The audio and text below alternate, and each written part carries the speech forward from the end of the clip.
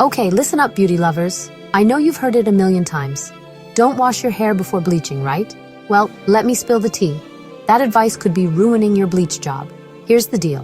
When your hair isn't squeaky clean, think product buildup, minerals from hard water, or even metal ions hiding out from your last swim. It's basically a landmine for your bleach. Why? Because peroxide, that magic ingredient in bleach, is super reactive. If it bumps into gunk on your hair, like leftover hairspray, oils, or metal particles, it starts breaking down the wrong way. That means it works on the grime, not your hair, wasting all its power and leaving you with patchy, uneven, or even damaged results. Not a cute look. I get it. Some people say dirty hair protects your scalp. But trust me, a bit of natural oil is fine. Weeks-old product buildup is not. The solution? Wash your hair 24 hours before bleaching. Use a clarifying shampoo to get rid of everything. Product, minerals, the whole lot.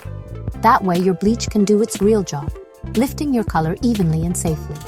So next time you're gearing up for that dreamy platinum look, don't let dirty hair sabotage your glow up. Keep it clean, keep it safe, and your hair will thank you. Hit that like button if you learned something new. And remember, healthy hair is always in style.